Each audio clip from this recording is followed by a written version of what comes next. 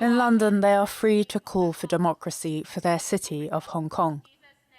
But rights activists Nathan Law and Simon Cheng have endured troubles like they faced back home, right here in the UK. A recent post on a Chinese-owned messaging app offered a £10,000 reward for their UK addresses. And I felt firstly quite shocked because they've been quite blatantly threatened me, because they wanted to, to get my personal address. I think that they not just only target me as an individual, but they have political motivation behind. That's why I report to the UK police.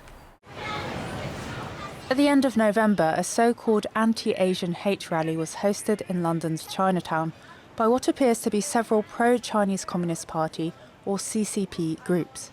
One of the rally supporters was the London Chinatown Chinese Association. They took out an advert supporting Beijing's national security law in UK Chinese newspapers. And a rally organiser, the Federation of UK Fujian Chinese, is known to support the CCP.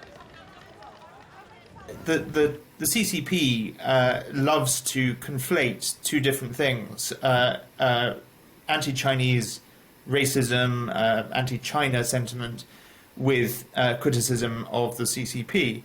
And in my view, they're two completely different things. We should all be opposed to racism of all kinds, and particularly anti-Chinese and anti-Asian racism at this current time. But that should not mean that we shouldn't be critical of the CCP's treatment of its people and its repression and aggression in the world today. A so-called anti-racist organisation known as the Monitoring Group was another rally organiser. One of their board members writes on Twitter that the Uyghur Tribunal was dangerous, predictable propaganda. The tribunal was chaired by Sir Geoffrey Nice QC and recently found the CCP guilty of genocide.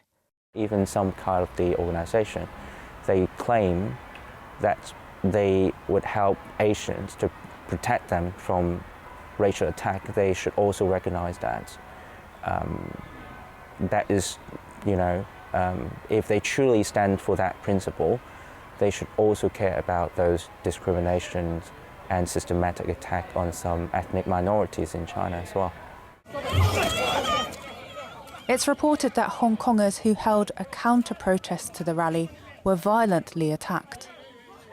The monitoring group said in a statement that they weren't involved in any violence, and to allege they are pro-Beijing is ludicrous.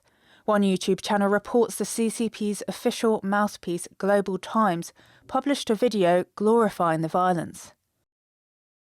It's understood that Labour MP John McDonnell didn't show up despite being on the rally poster as a speaker after hearing that some of the organisers supported the national security law. In London, the Mayor's Office for Policing and Crime, or MOPAC, commissions the Community Alliance to combat hate. The monitoring group is a member of this alliance. MOPAC said they don't directly fund the monitoring group. It's unclear if they fund it via other organisations.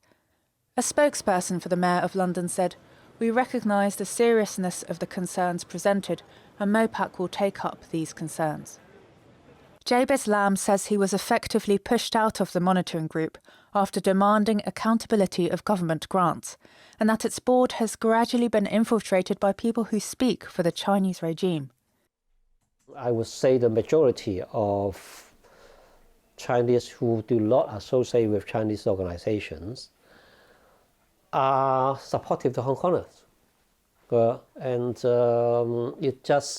It has been a very successful strategy of the United Front to get into Chinese organization and muddy the water and use Chinese organization, present them as representing the Chinese community. They are not.